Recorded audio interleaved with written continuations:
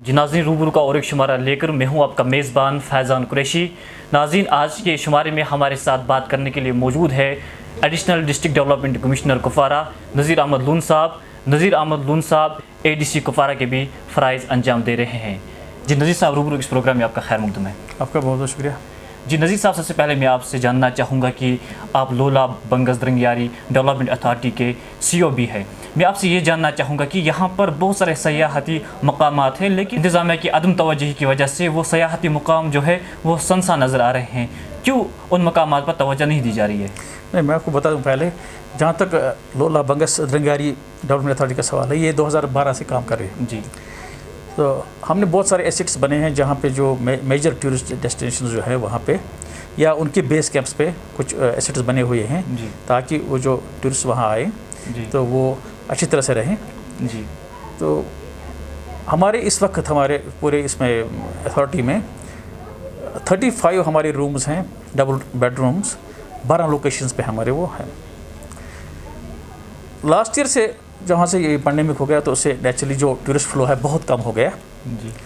और last year हमने कोशिश की ये जो हमारी एसेट्स हैं उनको ये जो ऑक्शनिंग उनकी करनी थी जी फॉर कीप अपकीप और उसको उनको चलाने के लिए, क्योंकि अथॉरिटी खुद उनको नहीं चला सकती है, क्योंकि हमारी अथॉरिटी जो है उसमें हमारे 21 सेक्शन पोस्ट हैं टोटल और वो सभी टेक्निकल पोस्ट हैं। और यहाँ पे वहाँ हाउसकीपिंग के लिए कोई अलग से कोई स्टाफ नहीं है। जी। हमने क्या किया था, हमने जो उनका वॉच एंड वार्ड वो आउटसोर्स किया हुआ था, तो उनका जो कॉन्ट्रैक्ट है वो लास्ट ईयर ख़त्म हो गया।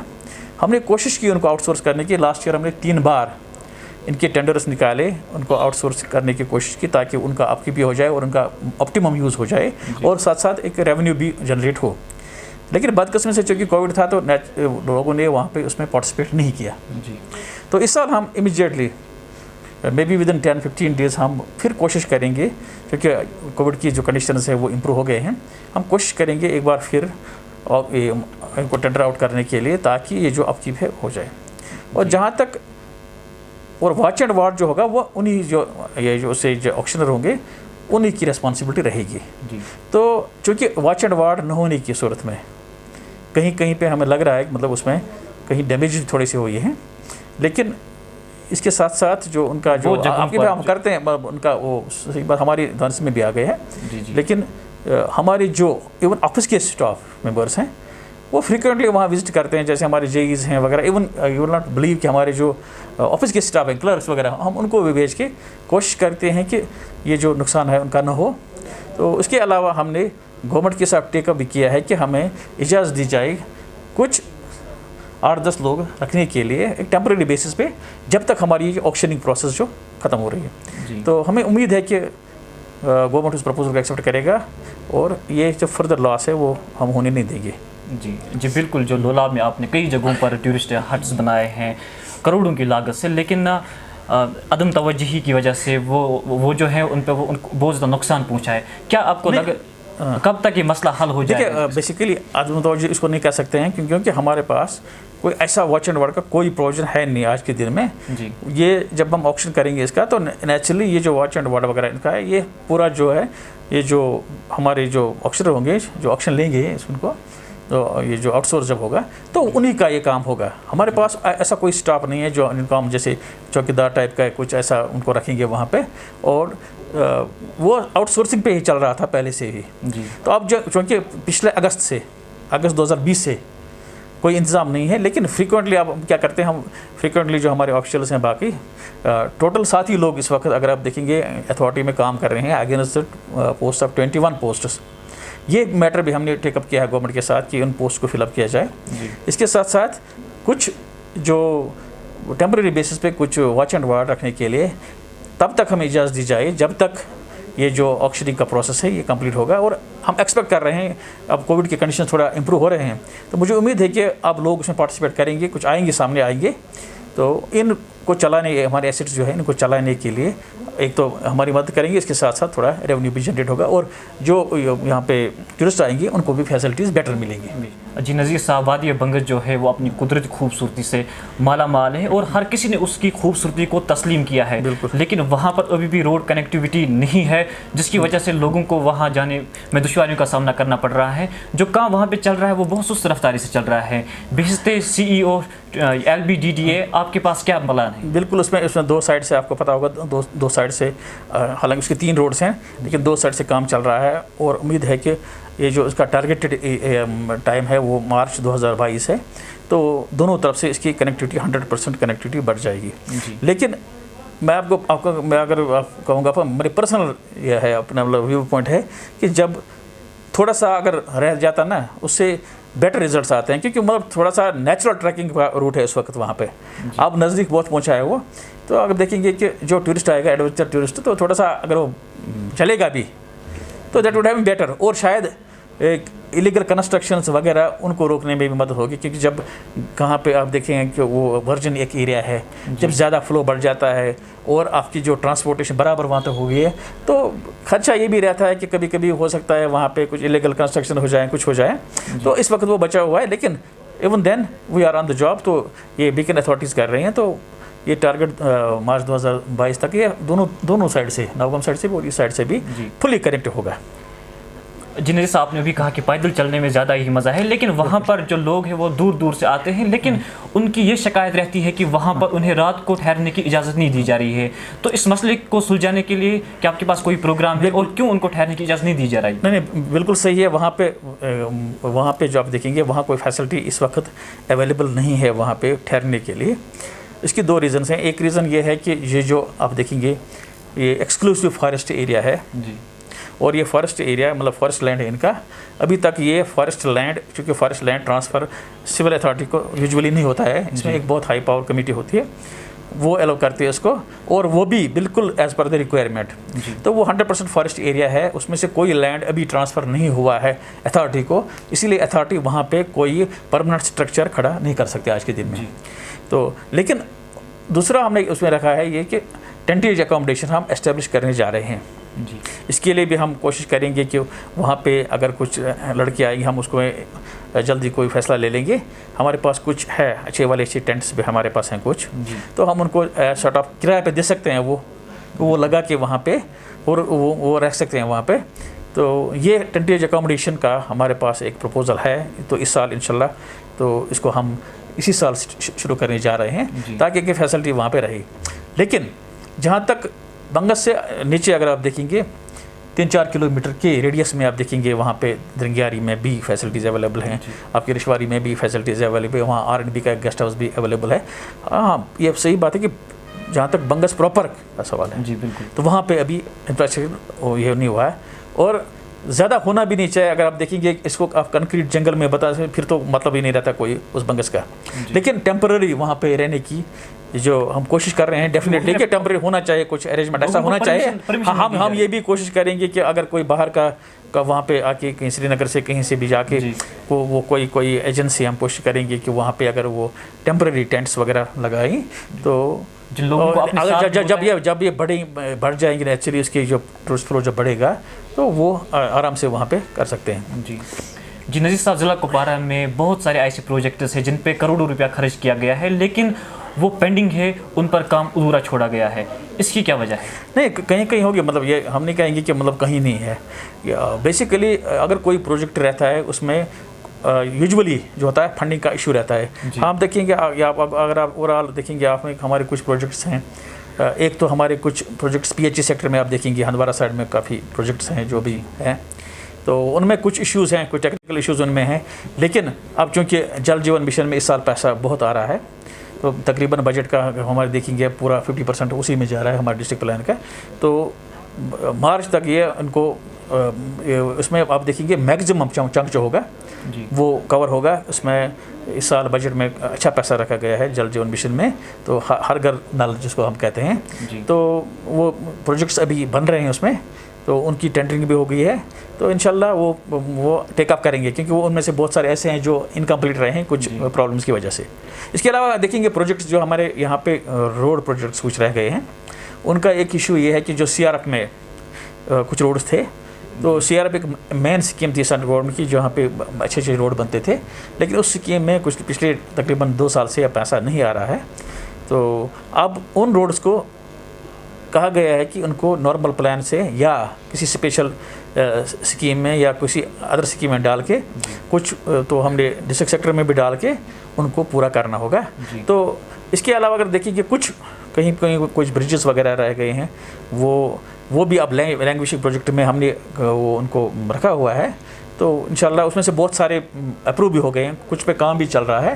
तो वो भी जो उनकी फंडिंग यही रहेगी, क्योंकि पीस व्हील्स में फंडिंग होगी। और 1 करोड़ का प्रोजेक्ट है, उसके लिए 30 लाख रुपया 40 लाख रुपया ईयर मार्क किया गया।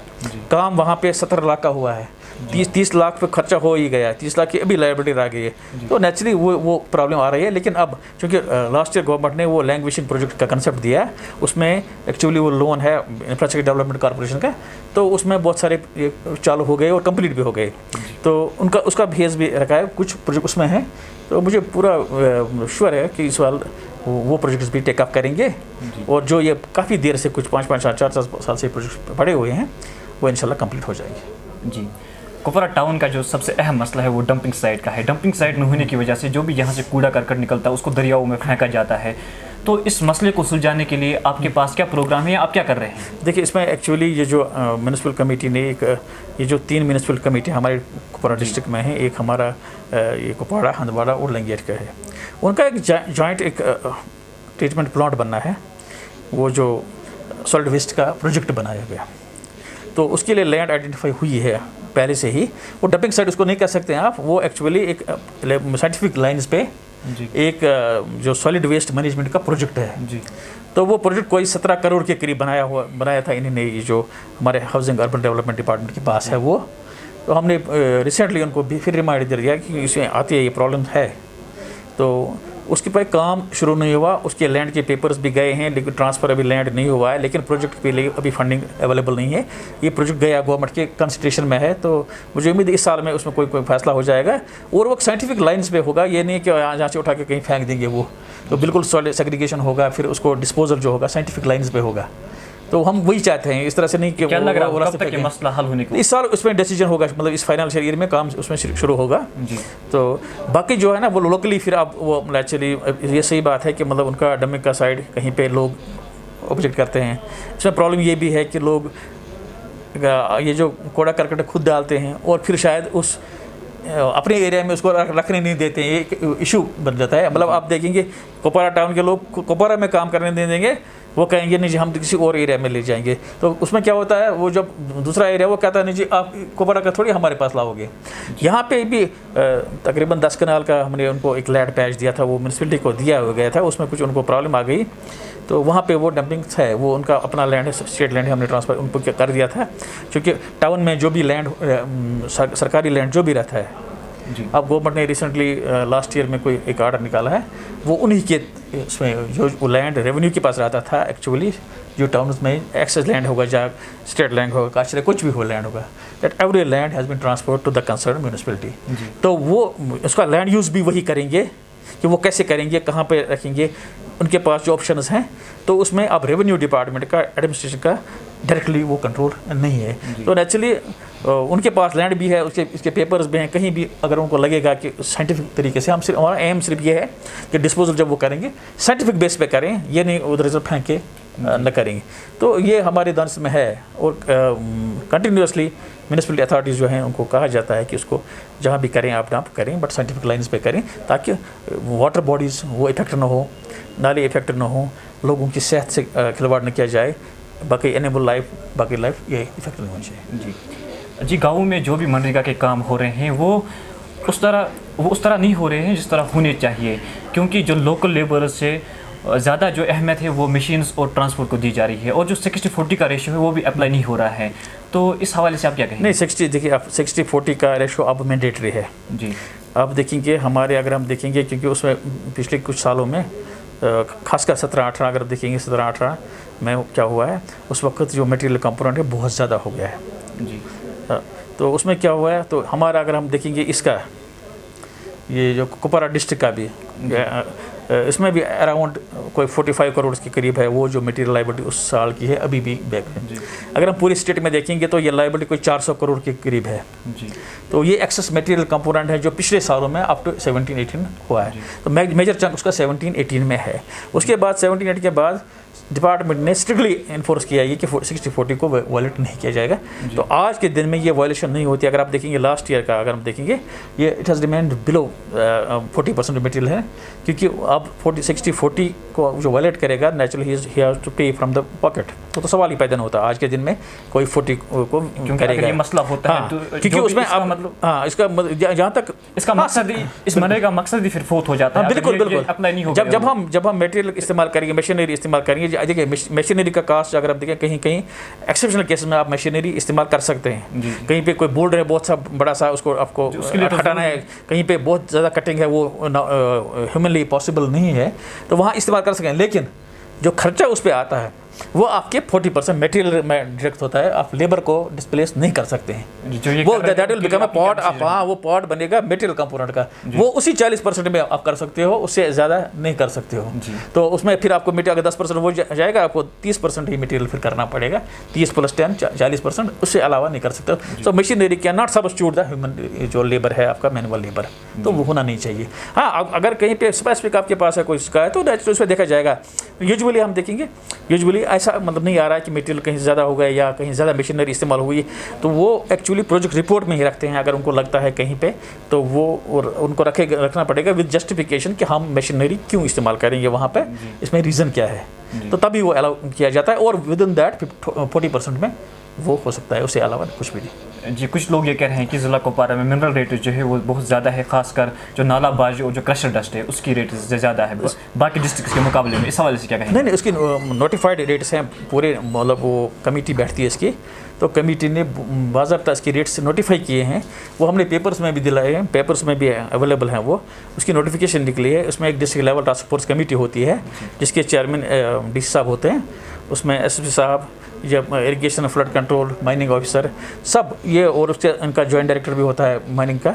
तो ये हर डिस्ट्रिक्ट में होती है, तो उनके रिप्रेजेंटेटिव और वो कंपेयर करते हैं डिस्ट्रिक्ट्स में ये रेट्स। तो रेट्स यूजुअली अगर आप देखेंगे बारामूला या यहाँ पे अगर हमारे जो नेबरिंग डिस्ट्रिक्ट्स हैं बांडीपुर या बारामूला, इट्स ऑलमोस्ट सेम, इसमें कोई फ़र्क नहीं है, इतना ये रेट्स ज़्यादा नहीं है। हाँ अब दूसरी बात ये कि कोई अगर वो चार्ज करता है ओवर चार्ज तो दैट इज़ एन ऑफेंस, तो उसके खिलाफ केस रजिस्टर हो सकता है, वो दूसरी बात है। लेकिन जहाँ तक नोटिफाइड रेट्स हैं वो बिल्कुल साइंटिफिकली वो डिसाइड हुई है, उस वो ज़्यादा नहीं है। जी, आपका बहुत बहुत शुक्रिया हमसे बात करने के लिए। थैंक यू जी। नाज़रीन, हमारे साथ बात कर रहे थे additional district development commissioner Kupwara Nazir Ahmad Loon साहब। ये मुख्तलिफ सवालात के जवाब दे रहे थे, और जितना इनका काम है जो भी टूरिस्ट डेस्टिनेशन है, टूरिस्ट प्लेस, उनको बचाना, इतना ही काम लोगों का भी है। रूबरू का अगले शुमारे में हम किसी और मेहमान के साथ किसी और मौजू पर गुफ्तगू करेंगे। तब तक के लिए खुदा।